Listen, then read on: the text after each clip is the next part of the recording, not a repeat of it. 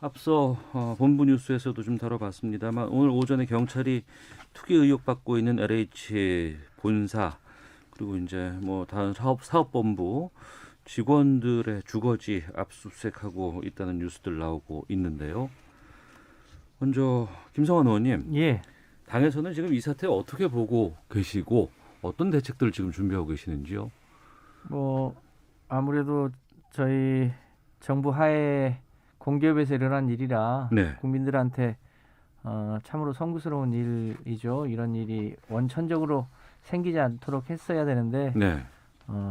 저희 여러 가지 부족함 때문에 일이 생겼고 그나마 지금 단계에서라도 그 일이 일부가 이제 드러난 것만 해도 일단 다행이라고 생각하는데요. 네. 이번을 계기로 해서 특히 공직사회가 내부 공무상의 비밀을 활용해서 개인의 치부를 삼는 일은 어떤 형식으로든 발본색원 해야 되지 않겠냐는 각오로 네. 실제로 말이 아니라 행동으로 그리고 뭐 입법해야 될 내용이 있으면 최대한 빨리 입법하고 또 형사처벌해야 될 내용이 있으면 형사처벌해서 공무원들이 이런 내부 정보를 이용해서 부동산 투기를 하거나 네. 이런 일은 이제 더 이상 없을 수 있도록 근본적으로 최선을 다해서 대책을 세우도록 그렇게 할 예정입니다. 국민의힘은 어떻게 보고 계십니까? 저는 이게 세태가 반영이 된 측면이 있다고 봅니다. 세태가 반영이 됐다. 예. 지금 정권은 아스팔트 좌파가 아니고 강남 좌파가 주류거든요.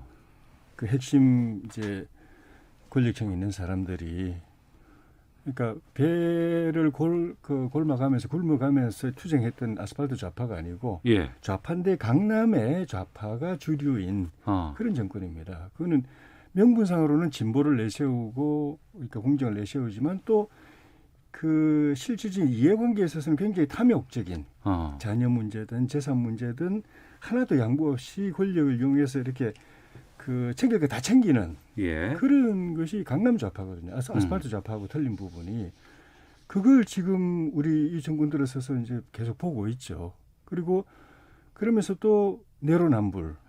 그러니까 그런 그 도덕적으로는 이 좌파라는 측면에서 진보라는 측면에서는 그런 문제가 생기면 비판하지만 네. 행동에 있어서는 그런 기득권층의 전형적인 모습을 보여주고 있거든요. 그러니까 그렇게 문제를 했을 때도 전혀 그 도덕적인 부끄러움을 안 느끼고 그리고 또 문제가 생기면 뭐 이렇게 뱃자락식으로 왜 그래서 뭐 어떻다는 거 어쩔 건데 뭐 이런 식으로 막 그냥 우기고 막 이렇게 덮고 이런 걸 보면서 이 세상의 주류가 이렇게 가니까 여기서 내가 못 먹으면 내 기회 있을 때가 못 먹으면 못 먹는 사람 내가 바보 아닌가 이런 생각을 점점 가지게 되고 그리고 문제가 되더라도 뭐 버티면 되는 거고 뭐 여러 가지 또 빠져나갈 방법이 있고 이런 것들이 그래서 이런 그 일들이 벌어질 때마다 이게 도덕적인 그 기준이 무너진다. 네. 세상이 도덕적으로 혼탁해진다 하는 그런 우려를 계속 제기했던 게 단순히 그냥 정권의 문제, 권력의 문제, 무슨 뭐 장관 특정 장관의 문제, 인사의 문제가 아니라 네. 그렇게 되면 세상이 그리 돼버린다. 세상이 그리 돼버린다. 그걸 이제 윗물이 아랫물로 흘러가는 거니까 위에 사람들 하는 걸 보고서 밑에 사람들도 이런 건 되는구나, 이렇게 버티면 되는구나, 못 먹는 사람이 바보구나. 네. 뭐 이런 그 세태가 형성이 돼버린 거 아닌가 그런 측면이 저는 분명히 있다고 생각이 듭니다. 예. 이건 참 동의하기 어려운데요. 2016년, 17년에 촛불이 있었고 촛불 시민들의 다수가 이게 나라냐 싶어서 각종 우리 사회의 특권을 바로잡기 위해서 노력해왔고 그 핵심에 소위 우리 사회 기득권층의 특권이 있어서 그것을 견제하기 위해서 공수처를 만들자고 했고 그것을 반대했던 정당이 국민의힘입니다.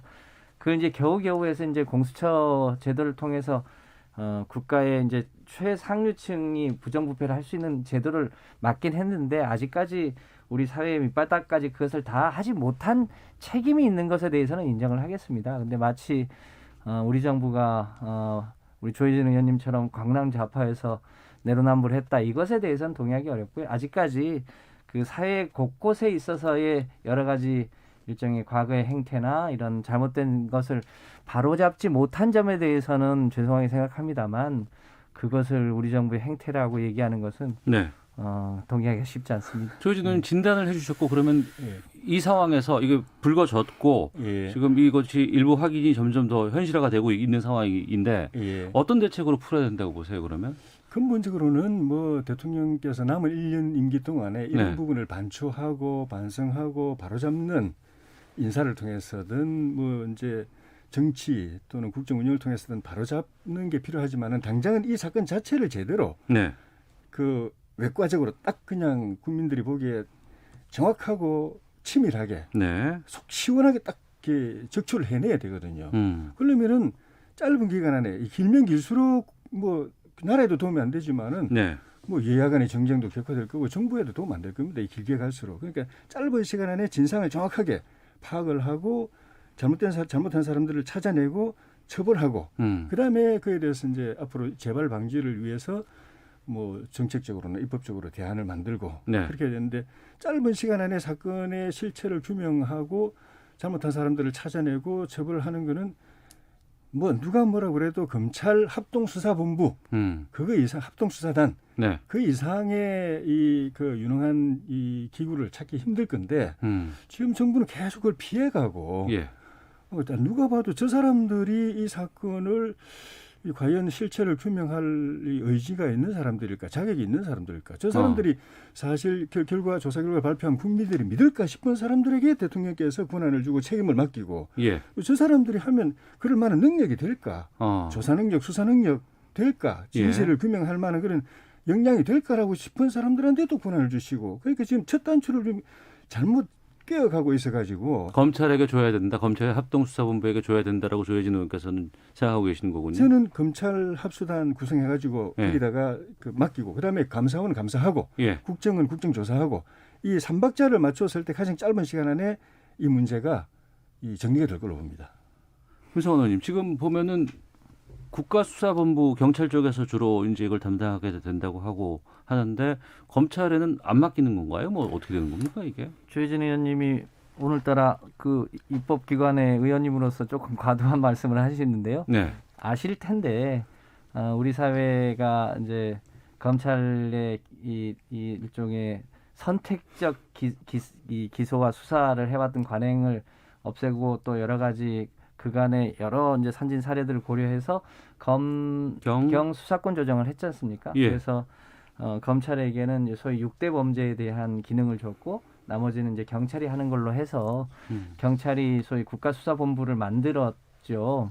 요거는 만약에 이 검경 수사권 조정이 이미 이제 법으로 검찰정법이 개정이 됐고 그 6대 범죄에 들어가면 당연히 검찰이 하는 게 맞죠. 네. 그런데 요거는 지금 성격상 경찰의 국가수사본부가 하게 법률적으로 되어 있는 건입니다. 그러니까 뭐 대통령이 무리하게 이것을 경찰에 맡긴 거 아니고 또 어제 대통령께서 이것이 검경이 합동으로 해야 될 첫 번째 사례다라고 해왔고요. 이제 그런 면에서 이 누가 수사를 하느냐의 문제는 아니고 이번에 이제 국가수사본부가 본격적으로 수사를 했고 또 검찰이 이거에 대한 일종의 이제 기소권을 가지고 있기 때문에 협력해서 해야 될 사안이다 이렇게 보여지고요.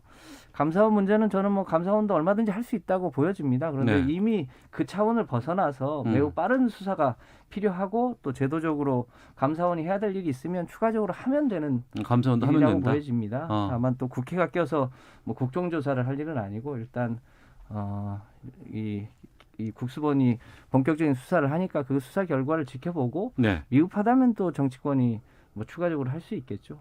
그러면 그 부분에 대해서 예. 이해가 안 되는 게요. 예. 그 일반 사건 수사를 이제 경찰 국수본에 넘기고 검경 수사권 조정에 의해서 네. 나머지 6대 범죄는 검찰에 남아 있지 않습니까? 예. 그 6대 범죄가 부패 범죄, 공직자 범죄, 네. 그리고 경제 범죄, 선거 범죄, 방위산업 범죄, 그리고 그 대형 참사 범죄입니다. 이 6개입니다. 지금 이게 부패 범죄 아닙니까? 음. 공직자 범죄 아닙니까? 지금 여당에서 계속 저 의원님뿐만 아니라 여당에서 계속 그 검경수사권 조정에서 6대 범죄 말고는 다 넘어갔기 때문에 검찰이 수사 못한다고 그러는데 6대 범죄 6대 중에 범죄다 두 이것이. 개에 딱 해당되는데 그거를 검찰이 수사 안 된다고 하는 게 저는 그게 이해가 안 돼요 도저히. 네. 그러니까 그 이제 중간 지점에 어떤 내용이 드러날지 아직 확인되지 않았기 때문에 포함이 되는지 여부를 확인할 수는 없죠. 다만 우리 사회가 어렵게 검경 수사권 조정을 했고 이제 국가수사본부가 출범을 해서 이제 본격적으로 활동을 하는 시점 아닙니까? 네. 그 과정에서 예를 들어서 지금 그 6대 범죄에 해당되는 건이 있으면 당연히 검찰에 나서서 할 수 있는 거죠. 그걸 원천적으로 막거나 하지 마 이런 적이 없습니다. 그러니까 그런 내용이 확인이 되면 당연히 검찰이 직접 수사할 수도 있을 텐데 이 모든 거를 다 또 다시 검찰로 가져가서 한다 그러면 다시 후퇴하는 측면이 없지 않습니까? 국가수사본부도 계속 수사 역량을 키워 나가야 되고 아직까지 수사가 이제 본격화되지 않았기 때문에 그 내용을 지켜보고 저는 판단할 수 있는 문제다. 네. 검찰의 수사를 막은 적 없다. 다만 현재의 기능상 드러난 범죄의 성격상 검찰이 직접 들어갈 문제는 아직까지 아니어서 그렇지 확인이 되면 얼마든지 할 수 있는 거 아니겠습니까? 네. 당연히. 그 부분에서 이제 국수본 경찰이 수사 의지와 신뢰 부분하고 역량의 부분에서 국민들의 신뢰를 못 받고 있거든요. 그럼 경험 부분도 있고. 그러니까 이 그 아주 냉정하게 보면은 검찰이 하고 있는 걸 갖다가 경찰에게 넘겨주는 이 정부의 이 관심사는 딱 그겁니다. 검찰에 맡겨놓으면은 컨트롤이 안 된다. 그러니까 정부 입장에서 볼 때는 정부의 부담이 안 되는 거는 이제 밝히고 알겠습니다. 정부의 부담이 되는 건 적당히 이렇게 뭐 이렇게 덮든지 뭐 해야 되는데 검찰은 그게 컨트롤이 안 된다. 그런데 경찰은 그게 가능하다. 네. 그러니까 지금까지 보면은 박원순 시장 사건도 경찰에 가보면 그렇게 위험하게 됐죠. 뭐 그리고 또 이용구 법무 차관 문제도 그렇게 됐죠. 예. 그러니까 정부 입장에서 볼 때 경찰이 믿을만 하니까 이제 넘겨주는데 더구나 경찰 초대 국수본부장도 그 독립성을 강화하기 위해서 외부 인사를 임명할 걸로 봤는데 결국은 경찰 내부 인사 그중에서 또 문정부 청와대에서 근무한 인사 이렇게 되니까 의지, 역량, 경험 이런 걸 볼 때 수사 결과 어떻게 나올지는 모르겠지만 이 문제를 불을 끌 만한 수사 결과가 내놓을 수 있을까? 국민들이 그걸 과연 믿을까? 그게 사실 굉장히 그러니까 두 의문입니다. 분께서 이제 검경수사권 조정에 대해서 이제 여러 의견까지 좀 포함해서 말씀해 주시는데 좀 토론을 다시 좀 중심으로 좀 끌고 돌아와서 좀 질문을 드리도록 하겠습니다. 이게 초에 제보를 통해서 민변의 제보가 왔고 이제 참여연대까지 함께해서 발표를 했습니다. 그래서 이제 LH 직원들이 3기 신도시, 광명, 시흥 이쪽에 개입해서 정보를 취득하고 땅을 샀다는 의혹이 지금 일파만파 퍼지고 있는 것입니다. 근데 보면 여기만 그럴까? 아니, 다른 곳은 오늘도 보니까 인천 계양 신도시 여기도 투기 의혹까지 지금 나오고 있는 상황이고 그러면 3기만 그랬을까? 이전에는 그런 일이 없었을까라는 궁금증이 의구심이 계속 국민들은 들 수밖에 없고 배신감도 들기도 하고 이게 뭔가 싶기도 하고 당황스럽거든요. 범위를 어디까지 우리가 조사를 해야 되고 언제까지 확대를 해야 된다고 보세요? 저는 차제에 우리가 부동산을 통한 소위 부동산 불로소득의 문제를 어떻게 해야 하는가에 대해서 본질적으로 접근해야 될 때가 됐다고 보여지면 이미 늦었죠. 그러니까 예를 들어서 공직자는 투기를 하면 안 되고 예를 들면 부동산 투기 세력은 투기를 해도 되는가? 저는 그거 역시 문제라고 보여지거든요. 부동산은 이 특수한 재화여서 한정돼 있기 때문에 그것을 통해서 일종의 불로소득을 얻게 되는 게 만연하면 어떤 사람이 이 성실하게 일해서 돈 벌려고 하겠습니까? 근데 지금 우리 사회가 이제 그런 부분에 있어서 상당한 박탈감이 지금 생겨 있는 상태잖아요. 따라서 이제 공직자들이 그런 그 내부 정보를 통해서 투기를 한 건 당연히 문제를 삼고 근본적인 대책을 세워야 되지만 그 외에도 부동산을 통한 일종의 불로소득 혹은 투기적 소득에 대해서 우리가 어떻게 접근해야 될지에 대해서 좀 더 진지하게 성찰하고 근본적 대책을 만들어야 될 단계 아닌가 이렇게 생각을 합니다. 조희진 과거에도 그런 일 많았죠. 그러니까 노태우 대통령 때도 검찰이 합수단 만들어 가지고 아마 어마어마한 사람들이 아마 적발이 되고 수백 명이 구속된 걸로 저는 기억하고 있습니다. 노무현 대통령 때도 한 번 또 이렇게 대대적으로 그 조사하고 처벌을 했었고.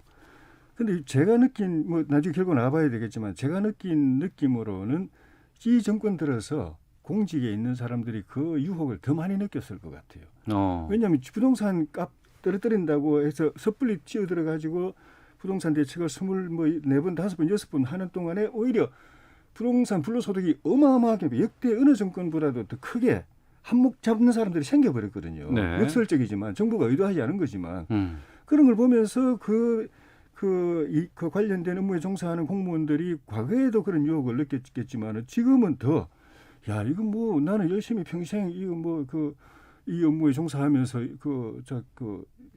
봉사해 왔는데 네. 뭐 이건 제주는 뭐 고민 없고 뭐 저 돈은 떼놓이 번다더니 뭐 밖에 투기꾼들만 다 좋은 일 시켜주네 하는 나는 뭐야 이런 유혹을 과거보다도 더 많이 느끼게 만든 것이 잘못된 부동산 정책에 의한 이 불로소득 이 진짜 하늘 모르고 치솟는 이 불로소득 그 때문에 그런 환경이 만들어졌을 가능성이 저는 충분히 있다고 생각이 들고 또 네. 하나는 정권이 워낙 초장부터 절대 권력은 절대 부패하기 때문에 적폐 드라이브 걸면서 정권의 권한이 강해질수록 사실은 부패 조심해야 된다라고 이야기할 때도 오히려 거꾸로 우리는 깨끗한 정권이고 역대 최고의 깨끗한 정권이고 순도 100% 정권이고 뭐 이런 식의 오만이 현실적으로 그 밑에서 기생하는 이 독버섯이 번지는 걸 갖다가 못 보고 또는 방치한 측면도 있어서 예. 그래서 이 정부에서 이런 일이 더 많을 가능성이 많은데 과거에도 있었을 수 있기 때문에 그 조사한다면은 과거에 있었던 사례도 좀 조사할 수도 있다고 보는데 네. 당장 현재 있는 것부터 제대로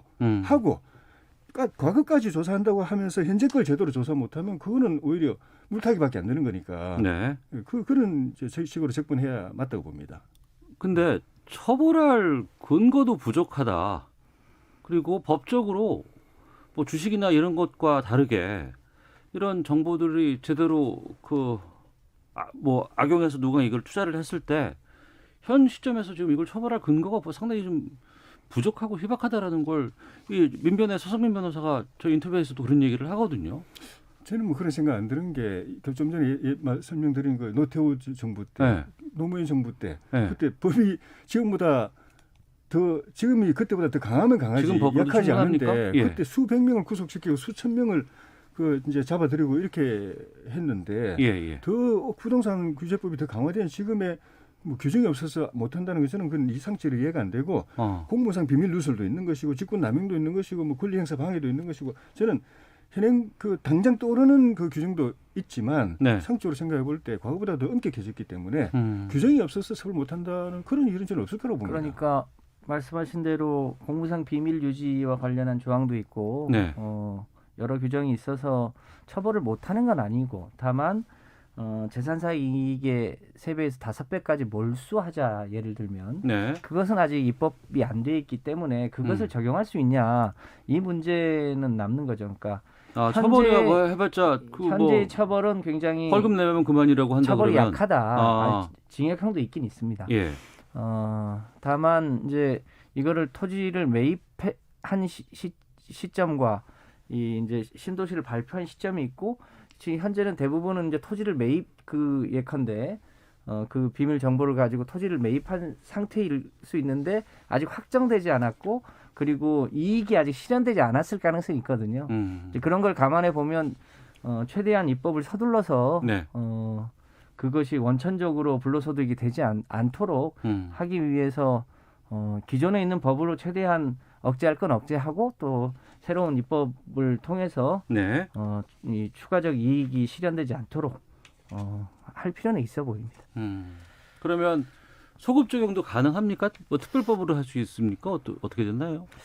그러니까 기존 법으로 최대한 하고 예. 입법을 빨리 한 이후에 아직 실현되지 않은 미실현 이익들이 있는 거잖아요. 예. 매입은 했지만 아직 매각하거나 무슨 정부로부터 보상을 받는 단계는 아니기 때문에 그 부분은 제가 보기에는 충분히 환수하거나 몰수하거나 이게 불가능하지 않을 수 있다 이렇게 보여집니다. 그래서 그거는 좀 다퉈봐야 될 것 같습니다. 이제 헌법에는 소급표 금지 규정이 있죠. 예. 그리고 원론적으로 보면 소급표를 적용하지 않는 게 맞고 지금 그 생각은 지금도 변함이 없는데 현실적으로 보면은 그 지난 정부 그러니까 그 이전의 정부 노무현 정부 때도 그랬지만 지금 정부 들어와 가지고 과거사를 다루는 과정에서 예, 예. 현실적으로 수많은 소급표 입법들이 지금 도입이 돼버렸습니다. 그래서 현실적으로는 헌법의 소급표 금지 규정이 거의 침해당하거나 아니면 뭐 사문화까지는 아니겠지만은 그 유명무실한 상황이 되어버렸기 때문에 하려고 하면 저는 뭐 못할 일은 아니라고 생각합니다.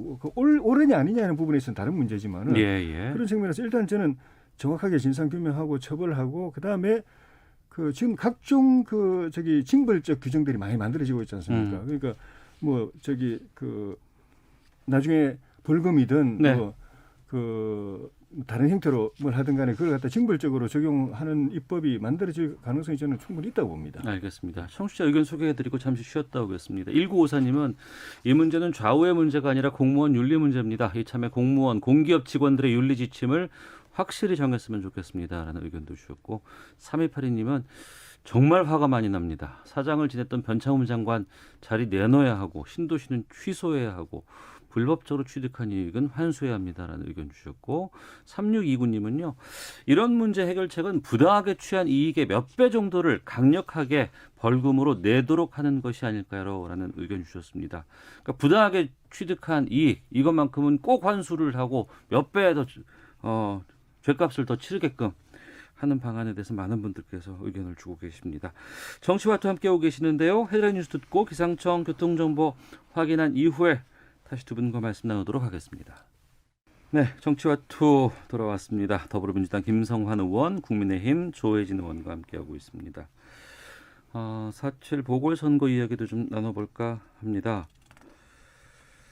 그리고 오늘이 보니까 3월 9일 이낙연 대표가 자리에서 물러나는 날이죠. 오늘 물러났습니까 이제?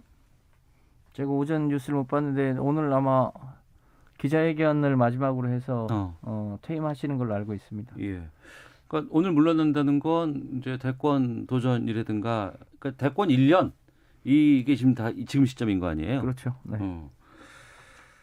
윤석열 전 검찰총장이 사퇴하고 나서 갑자기 지금 이 대권 주자 이 적합도 같은 관련해서 상당히 좀 부상하고 있는 상황입니다. 지금 이거 어떻게 보고 계세요, 조혜진 의원님? 그리고 국민의힘에서는 이 상황에 대해서.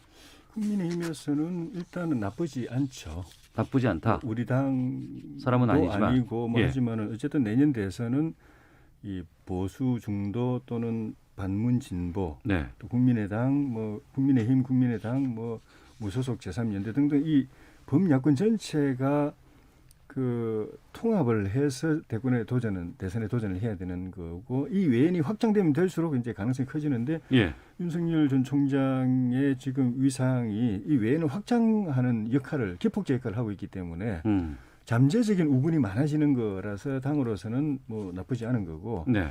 근데 이런 현상이 벌어지는 게 저는 그 여론조사상으로도 보면은 관망하고 있던 이 중도층이나 무당층이 싹 이쪽으로 쏠려가지고 갑자기 이렇게 폭등한 것 같거든요. 예.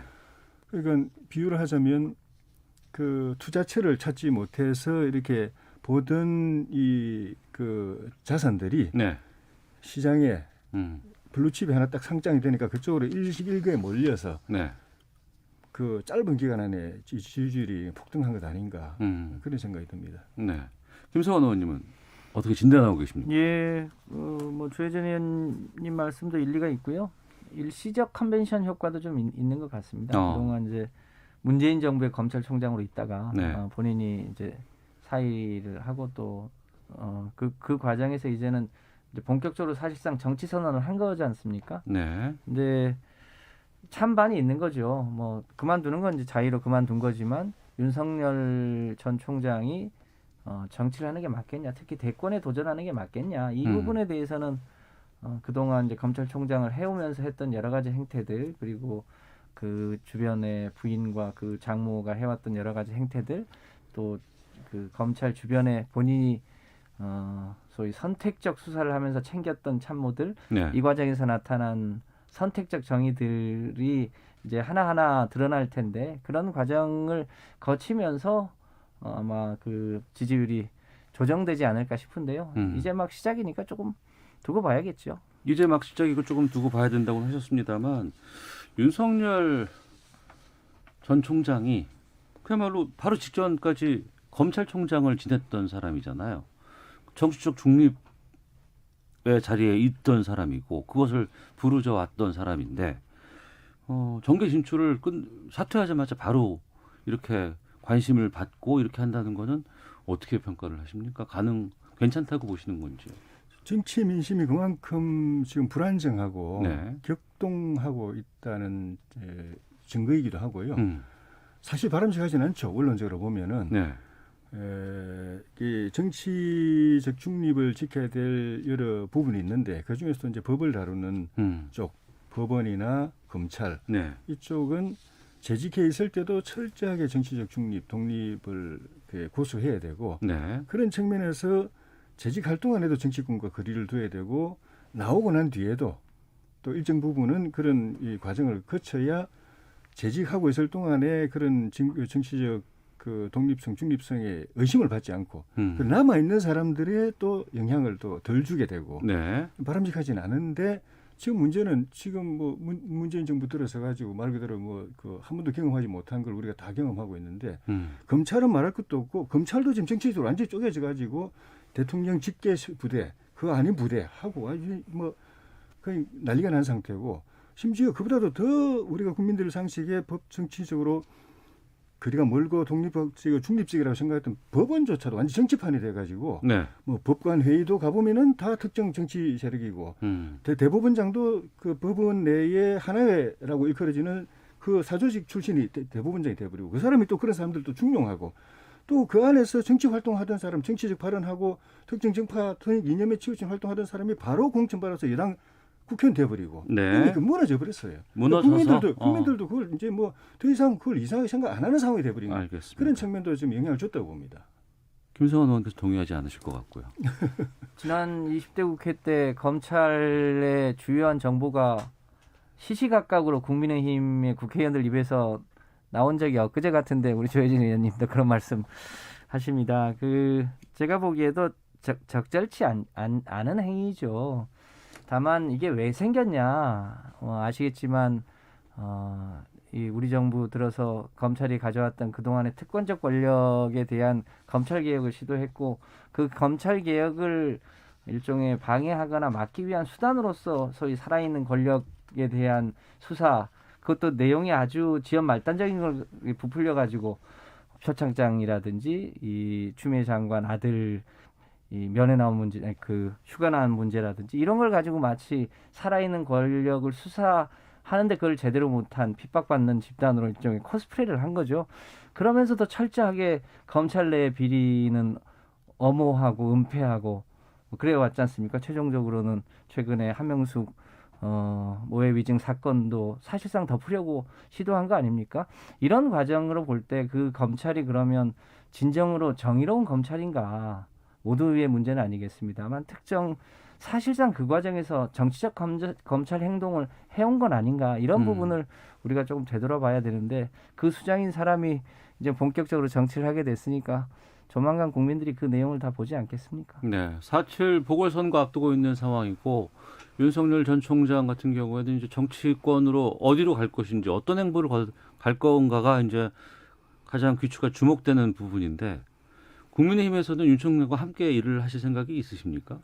그렇죠. 어쨌든 범야권 주자로 분류가 되고 있고 예. 윤석열 총장의 지지율을 그만큼 올리는 그 지지 여론이 예. 다 보면은 정부 여당에 대한 불만과 비판 의식 그리고 정권이 바뀌어야 된다고 생각하는 사람들이 그쪽으로 다 몰려 있기 때문에 예.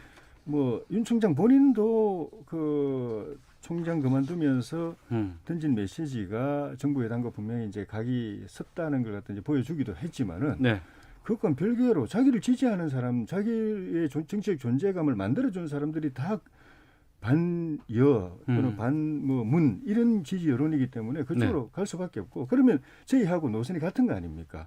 다만 이제 저희 당에 들어오느냐 뭐 직접적으로 뭐 연대를 하느냐 하는 문제는 천천히 이제 생각해볼 문제인데 내년 정권 교체를 위한 범야권 외연 확장이 중요하다는 관점에서 네. 윤 총장이 그 확장에 중요한 역할을 한다는 점에서는 저희로서는 고무적이죠. 네. 고무적으로 고무적이라고까지 말씀을 해주시는데 어떻게 전망하세요?